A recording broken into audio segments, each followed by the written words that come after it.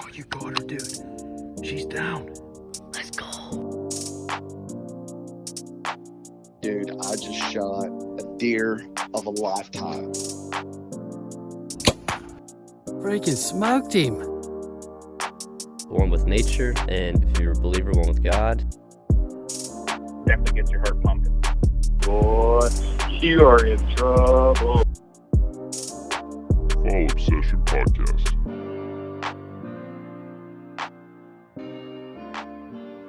All right, everybody, welcome back to another Fall Obsession Podcast episode. I'm Sam. I'm your host this week. Thanks for tuning in. Our podcast is driven by Ridge Rock Hunt Company, and I'll talk more about them at the conclusion in our sponsor segment.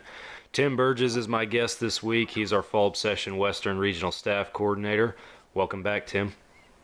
Hey, good to have you. Good to be here.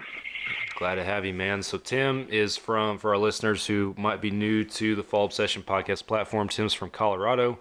As I mentioned, one of our regional coordinators, and very educated in kind of the Colorado parks, wildlife, fish realm, and the licensing and everything. You do your job and do your research every year. That's not what this podcast is about. We'll have more coming up later in the coming couple months as Colorado starts putting out some more of their draw applications and stuff like that and opening that stuff up. But a lot of good content in that regard in the past if listeners want to go back and dig those episodes up. So but what we wanted to talk about, or kind of to kick off our conversation at least, Tim, you have a family farm up there in Colorado that you spend a majority of your hunting time, give or take, from season to season out on. Yeah. And I know we've talked about specific instances where you've been out on that property and everything. The big buck that you killed a season or two ago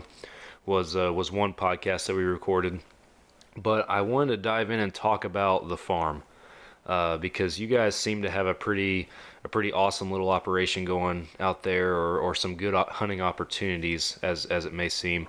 So obviously I'm not asking anybody ever to give away hunting locations or property locations specifically, but tell us about this piece that you guys get to hunt. Okay.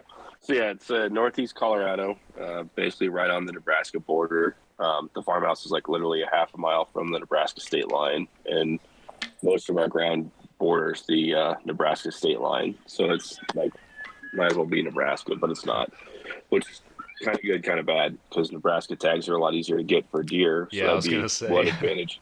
I would be shooting mule deer every year versus every 5 years. That's kind of the downside there. But I'd be paying non-resident $300-400 a piece versus like $40. So kind of a wish and wash. We'll see. I don't know. It's one of those things that different states have different rules, of course, and so it's like, well, they're hunting the same deer we are. This is, if they walk across the road back and forth all the time, but yeah, that's the way it works. It's mainly so for production we grow wheat. So we have about 2,500 acres total between wheat and CRP, and then we rotate our wheat, so about 700 acres one year and 900 acres the other in actual production.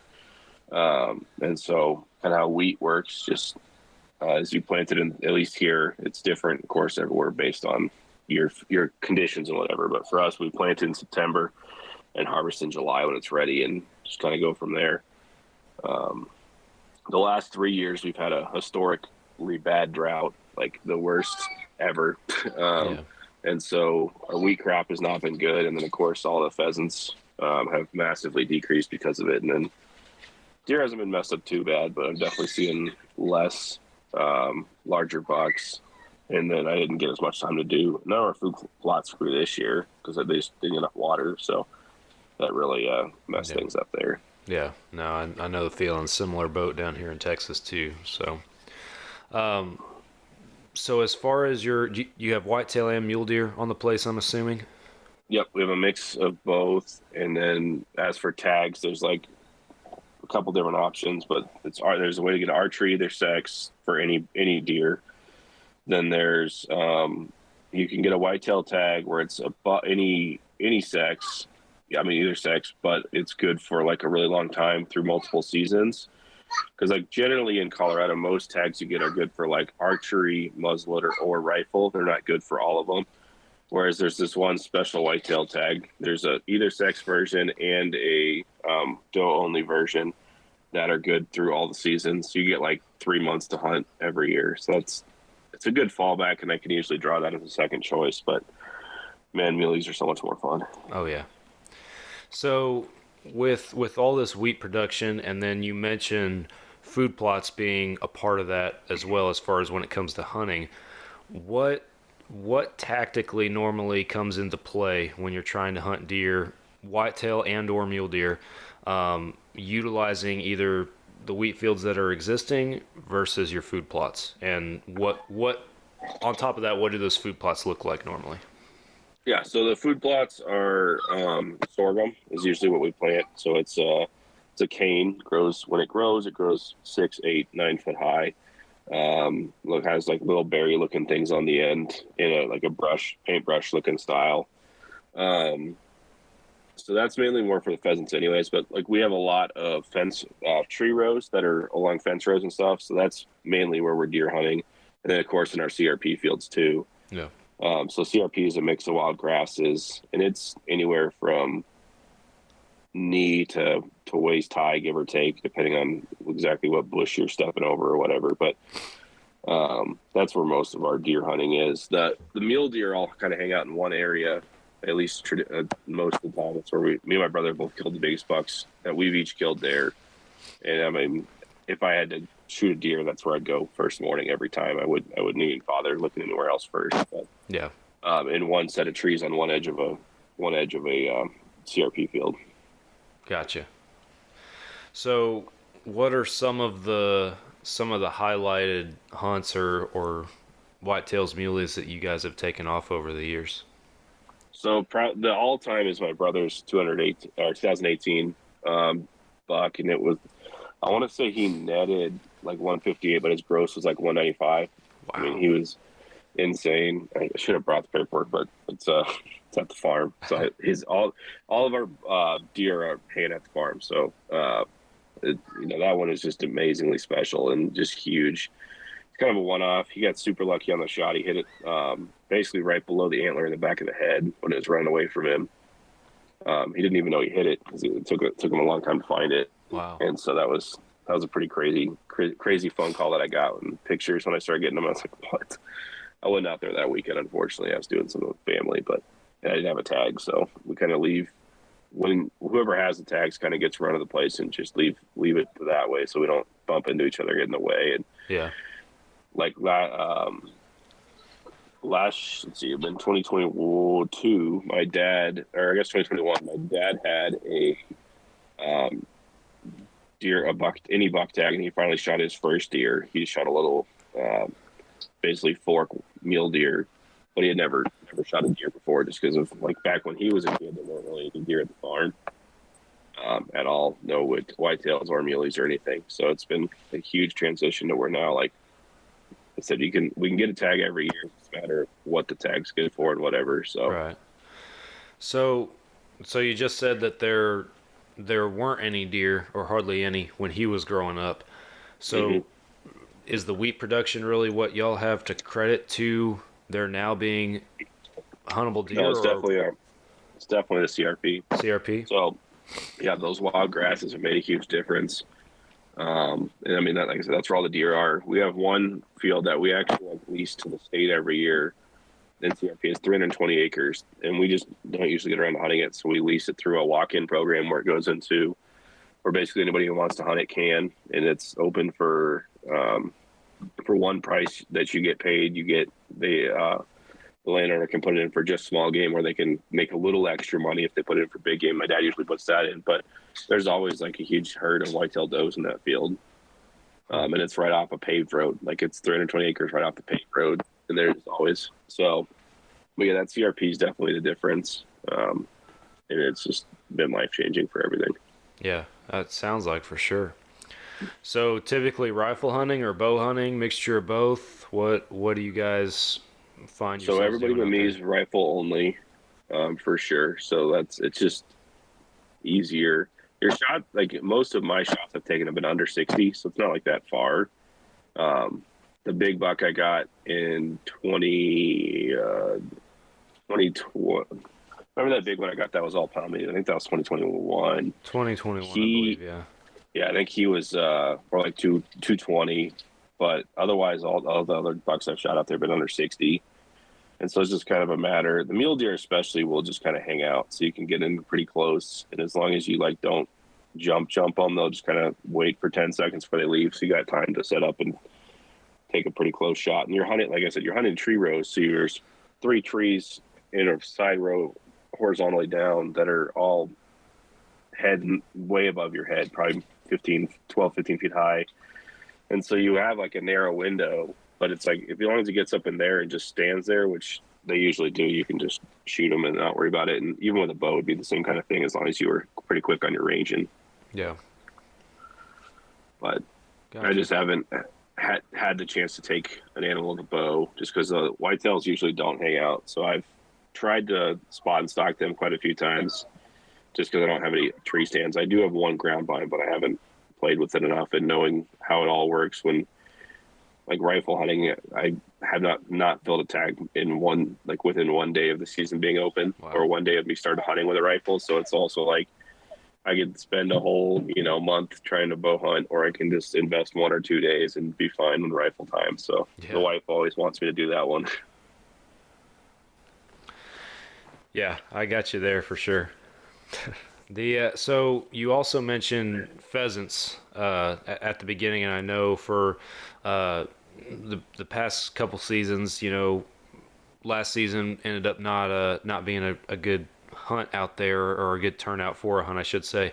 And then this year, you're a little concerned coming up about weather, but you always offer it up to our fall obsession team to be able to come out there and join you for pheasants normally in early every year.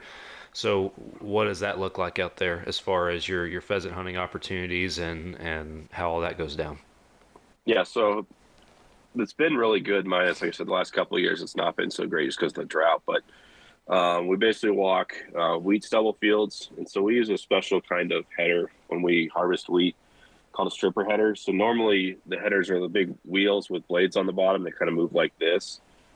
And so the stripper headers instead are actually basically like, easiest way to explain it is they're like spinning spoons. So they like scoop off the wheat and then they leave a lot more stubble. So like the old school normal headers probably leave stubble that's like ankle high, maybe just above the ankle, where ours will leave knee high everywhere as long as your wheat's that tall. It just takes off the very end. So obviously it's a lot better place for the pheasants to live, and deer like it too. They'll bed down in there and you won't be able to see them. But that's been a huge difference too in our pheasant population, is that we've been able to do that. Yeah. We also hunt them in the fence rows and the trees, and then CRP too. There's several CRP fields where we really have a good time. Gotcha. I've never experienced pheasant hunting, so I'm always curious with some of the upland game mentalities and concepts. So yeah, we'll have to get you up here so you can try it out. yeah, I got a lot of stuff on my list, man. More than unfortunately more than I can cover in a season with young kids and everything. So yeah, so we'll get you up in the fall for a deer hunt, and then we can do it at the same time, because it's a season for pheasants basically like mid-November through the end of January. So as long as you have a later deer tag, or you come later in the archery season, you can do it at the same time. Gotcha. Cool deal. So as far as this year, what were you able to do any hunting opportunities? Because I know we've mentioned your buck from 2021 that was an absolute stud. I know we recorded a podcast on that. The episode number specifically slips my mind, but it was in that fall of 2021, I know. So listeners can go back and find that episode, the Colorado Whitetail or something, I think is what we titled it. But yeah, something like that. It would have been like this late December of that year. Yeah. I had told them we had our third daughter born this year, me and my wife. And so we had agreed that I wasn't going to get to hunt any big game. So like how the cycle works for licensing is you put it in March, do like the first week of April is the latest. And then you find out in June, and then you get to go in the fall, of course. Well, so in March, we agreed I'm not going to put in for any tags. I'm just going to get points. So this year I spent not a ton of money, but, 60, $70 on points. And then I started to accrue mountain goat points. That was another $50 in May, because every time you get a point for them, you got to pay for money. And 50 as a non-resident, 100 if you're. I mean, 50 as a resident, 100 if you're non-resident. So those get expensive. But so then the fall came around, and we had scheduled to go out to my grandparents. My grandparents live at the farm, so we go to see them with my new daughter in September because she was born in August. And like Tuesday before the week we were going to go on my trail on my spike point, I get a picture of this giant bull elk. Oh wow. Yeah, so and there are elk tags out there, and it's like over the counter, no limits. If you want to buy 50 of them, you got 50 of them. You just got to pay the money. Wow. Season's good with any rifle, muzzleloader, bow. Season's good from October 1st to January 31st. It's like an insane season. So the Parks and Wildlife doesn't want them out there because they don't want to pay crop damage on cornfields because that's what'll happen. Well, I think what had happened to get him to move there is Nebraska had a similar problem where they're paying out a ton of crop damage in a county, like not the county next to us, but one over in Nebraska. And in July, they put out a huge hunt, like basically the same kind of deal. No restrictions on number of tags you buy, but they made like non-resident tags $10 and resident tags $5.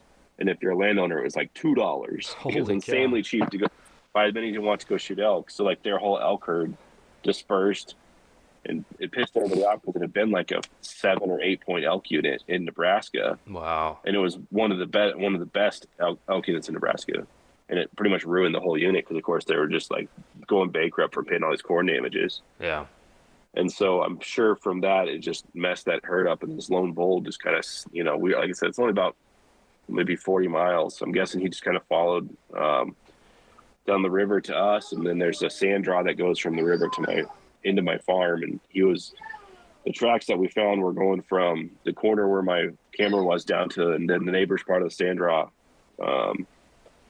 There was clearly he went there a couple times because his footprints were way better than any of the deer or anything. So, So I did technically hunt for like a day and a half after him, but it was more kind of like driving around and praying we see him because that's pretty much what it is. And then out there, basically, my grandma couldn't get permission from just about anybody, so I was like, "We'll just keep Onyx open. I'll tell you where I'm at. You just call this guy." And that's kind of how it was going to work. But, so for half a day, the 2 days we were out there, we looked for him for a bit. But that was really my only hunting this year. But it's kind of more like wishing on a prayer. But it would have been pretty amazing. But yeah, I got two good pictures of him one day. The first one was daytime, so that's why I was so shocked. And I was like, well, I'll go drop my $55 and the very tiny chance he shows up or whatever. So yeah. So I take it that's not very common for y'all to see elk out there. Not necessarily near us. Like, so our unit goes up to like right near the highway. It's kind of hard to explain, but it's unit 93 if you look at a unit map. But closer to the highway, they do sometimes get them to come down the river from the mountains because there's a river that runs all the way down there. So they do see them there occasionally, and there's a bunch of pronghorn right there in the big sand hills and stuff. So you will occasionally have elk down there. I've never seen one. I mean, besides these two pictures, we had never seen one close to us, or So we saw one, if you will, but not really. It just camera caught him at the right second. But yeah, they're definitely moving more. And then this year we also saw a lot more pronghorn moving through by us, which was really weird because they have never been by us before. So I don't know if it was just a disruption in where their nose usually are, but we had 2 or 3 herds walk by of 5 or 6 does a couple different times. Yeah. So kind of on that note a little bit, and transitioning a little bit to another thing we wanted to bring up in this episode. You had mentioned to me, and again, as I alluded to at the beginning, you stay very on top of all of the Colorado draw applications and statistics and that kind of stuff. You're very well educated on that. Tell us about this thing coming up where Colorado's looking to get rid of some over-the-counter tags, or you kind of mentioned that to me in passing before. So yeah, so it's kind of up in the air, but they just had one of their meetings where they release what their plan is and stuff. And one of the things they mentioned was either massive decrease to the number of units and number of tags issued, or getting rid of over-the-counter archery elk altogether. They kind of said it as like a one-off, like really quick comment, didn't take comments on it, so it's kind of weird. But I mean, we'll see more when, like I said, the rule book actually comes out in March. So in about a month, we'll kind of get an idea. They'll have to make public comment on that again because it's already been brought up by every sportsman's group here. Like, what the heck? Like, that's not kosher. Last year, they did take either 1 or 2 units out of over the counter and put them into draw only for archery. I want to say it was like 84, if I remember right, or somewhere down in that area, down near kind of near Pueblo. But it made that 1 unit went from over the counter to 1 point required for a resident to draw and 2 points for a non-resident to draw, just because everyone thought it was the cool thing because it was new. It'd be way more restrictive, obviously, because then there's a limited number of tags versus the over the counter. It's like you can have a million dudes show up and you just don't know how many dudes there's going to be. Like the area I usually rifle hunts up in 3, and they have second and third season both have over the counter bulls, and then the cows are the draw.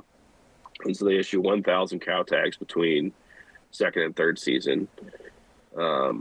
And I think they'll probably drop that to, like, I've heard a rumor they're going to drop that to about 850 just because of the wolf population there is actually growing. And then they have to do a forced reintroduction starting next year, 2024, based on some stuff that happened with the voters a couple of years ago. They got required to introduce wolves into parts of Colorado. So that's going to get fun. But so we'll kind of see. But I think there are going to, if you have a lot of points in Colorado, it's probably a good year to use them because you probably have 2 more years of not major effects by new predators, but it's going to get interesting once those start getting here and things going from there.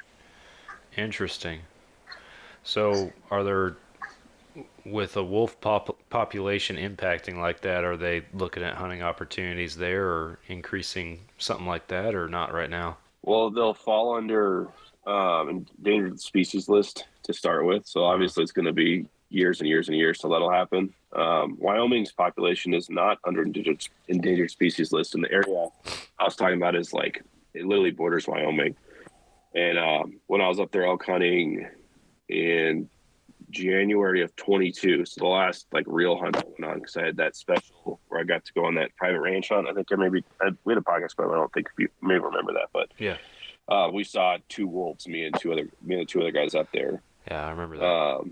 And we were about 15, 18 miles from the Wyoming border at that point. So it's like they're already here. It's just a matter of like now that they have to do a forced reintroduction.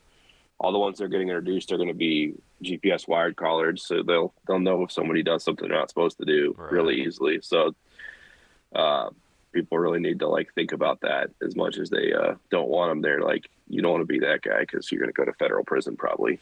Yeah. How does that affect? And you may or may not know, how does that affect farmers? So it'll depend. I mean, like where my farm is, we won't have anything because they're not going to introduce them there.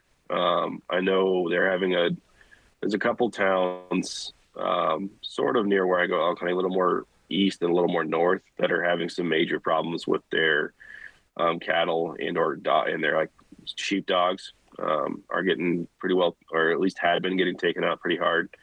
I know there was a couple reports in the newspaper, like one guy had like 7 sheepdogs killed in a season, which usually he has like maybe 1. So obviously that's an expense for him. And then since there's no he can't get reimbursed for that or anything from the state. Whereas at this point they need to adjust that, I think, and then people will be a little less angry about it. But I think there's some things that need to be done there that I don't think are going to happen. So yeah, well, that'll all be very, very interesting to see how that plays out. Sounds like some slightly controversial stuff on the table. So yeah, I'd say it literally passed like 50.5% to 49.5%. Oh my gosh. And almost every vote was from 3 counties, Boulder, Denver, and like one other one by me. And there were like there's not a county where it actually will be introduced that had any. It was even like in the majority, even like it was like all those were 75-25 or better. That's crazy.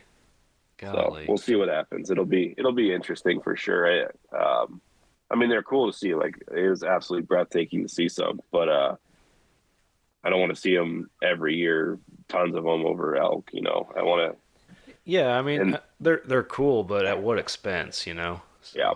Yeah. You can say that unit's a where a hunt is a 9-point pronghorn unit, it's going to go up worse than that. It'll be an 11 or 12 point for rifle. That is, for archery, it's still like 6 or 7, because it just has the biggest population and the most. So everyone knows, like, if you actually want to get a pronghorn, it's one of the best places to go. Yeah. But it's just like, it's not going to be an option. I know by the time I get points, I'm planning on trying to get at 10, but it's not. I think I'm at 5 now, so I got years to go, and Yeah. I may have to rethink that and just take a different one and move on. Yeah. So I know you've explained it on a previous episode. I don't know exactly which one, but your long journey you're in the progress of doing right now, and you actually mentioned it in passing a few moments ago with your mountain goat tag. What again, I know you've talked about before, but explain for us how that all works up there. So for mountain goat, moose, and bighorn sheep are the big 3 in Colorado that you have to put in and pay extra money. Basically, you put in, once you put in 3 times, you have your preference points, and then each one after that you get a bonus point. And you have to have your 3 preference points to even put in for a unit, unless there's a really weird circumstance, like there's one moose unit where that's not the case, but you're not going to draw it anyway, so it doesn't really matter. But Right.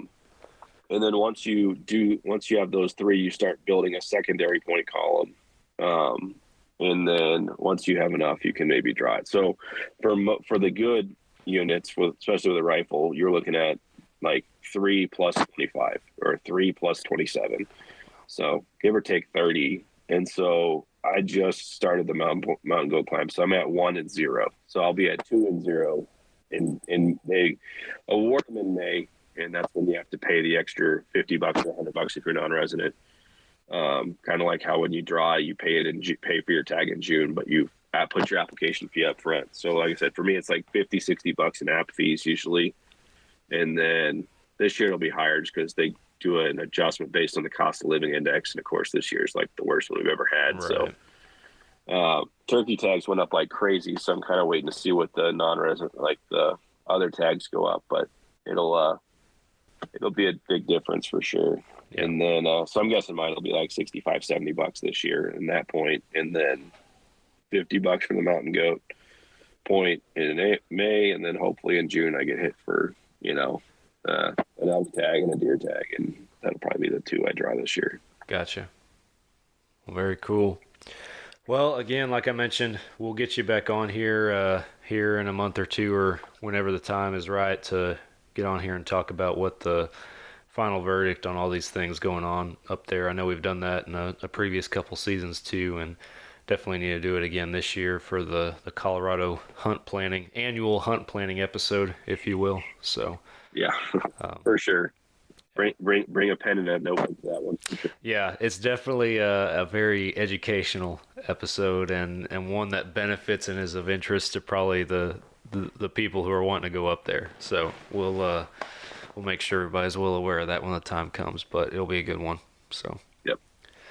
The last thing I want to talk about before we wrap it up for this week's podcast is Fall Obsession and your role as the Western Regional Coordinator out there, and then coupling that with us wanting to actually get some growth going in our Western region. And for the people who might be a new listener or curious about it, we've divided into 5 different regions as far as where we recognize our pro and field staffers here at Fall Obsession, and a regional coordinator oversees each of those regions. Obviously, Tim being the one in the Western region, which is kind of the Colorado, Wyoming, Nevada, or excuse me, not New Mexico line, and west over from there. And Canada. And Canada. We're kind of rolling our Canadian staffers into Tim's region as well. But we're wanting to reach people who are out there in the West and get them plugged in as Fall Obsession staff members and as content contributors here. So I'll open it up to you to say whatever you'd like to say about it, but all I have to say about it is if y'all are out there out west, come apply. If you hunt out west frequently, come apply. Yeah, I'd second that. right now there's only a couple of them. There's 3 of us right now, counting our Canadian staffer, who's definitely not in the West, but that's fun. So it's always a fun group there. So yeah, if you're in Canada or the Western U.S., let us know. Come say hey and put an application, or even if you just have questions, we can talk, figure out what's best for you. If you don't think that's what's up, maybe we can find another way to connect you. Like I said, every year we do a pheasant hunt at my farm, so that's one motivating factor to think about it. This fall, I'm working on putting together an elk and mule deer hunt. Next year, we're definitely having one. A lot of people in the Midwest are wanting to go next year, just because of finances for them. So they all know they got to put in this year, get points, so that they can go next year for deer, because the area we're going to go, it takes it 1 deer point. So I think they're all on board with that at this point, at least from what I've heard from Todd and a few other guys. Yeah. So those are the big things there. And then we're going to put other hunts together out west. If you have a cool situation, I know a lot of guys are interested in spring bear. We don't have a spring bear here in Colorado, but I know Idaho and Montana are both kind of on a lot of people's bucket list for that. So I'm sure we'll put one of those together in the next few years. Yeah. Yeah. Come join us. And to give you guys an idea on the field staff program and then the application process, kind of how all that works. Basically, we're looking for content creators that frequent or reside in these areas to not only contribute just cool photos and videos to our pages, but also educational content, like educational videos or articles, whatever the case might be. We build our platform and we are able to give our listeners and our viewers relevant content to the areas that they hunt because of our staff members, because of people like Tim or Todd and Tyler over there in the Midwest, whatever the case might be. I'm from Texas, so I can tell you all day long about hunting Texas, but I can't even begin to touch what Tim, for example, is educated on up there in Colorado and kind of those western United States. So just an example of kind of what we're looking for as far as people to be involved, people to contribute. As Tim mentioned, these hunts and specific events, we are, very family oriented. We want to build a tight knit group here of people that get together on a semi regular basis, for whether it's just to hang out and enjoy time together or to hunt, so we try to make those opportunities as frequent as we possibly can. The application process, folks can go to fallobsession.com. That's our website, /staff opportunities. If you forget that, just go to fallobsession.com and there's a button on there that'll take you to that page. From there, it'll explain kind of some more details on how the staff program works. There's a form at the bottom of the page you guys can fill out. That sends a message to our staff manager, Todd Sellen. And from there, he starts the application process, starts you guys getting plugged in. Wherever you guys are local to, he'll bring the regional coordinator like Tim into the loop on your status and everything, and things kind of progress from there. So that's to kind of give you guys an idea on how that process is gonna transpire. So. Yeah, and just to echo what he said, I really encourage you putting in. It's an awesome program. I've been here, I think, 4 years now, almost 5 years now. Yeah, I was fall of 18. Quite a while. We've gotten some pretty incredible opportunities on the staff. The biggest one I'm sure we've all talked about a million times was that 2019 deer hunt in Texas, and I think that will probably always be one of my favorite memories, at least until something way better happens staff wise. But that hunt, I mean, that was something extra special that I'll never forget about. Yeah, that was kind of the one that got it all started, as far as, I mean, the regions and the coordinators and stuff, it came later, but that was the first official staff hunt that we ever had down here in Texas. I think we had 10 or 12 guys in camp total. You were one of them. You came down from Colorado. Drew and Andy and a bunch of other guys, Nick, were all in camp. And yeah, it was just a fun-filled weekend. And in 3 days or 2.5 days, whatever it was, we killed 30. Not long. Yeah, we killed 31 whitetail deer on that management hunt. So it was an absolute blast. You literally had to come back to camp and wait in line for the skin and pole, I mean. Yep. So it was a very fun time. Yeah.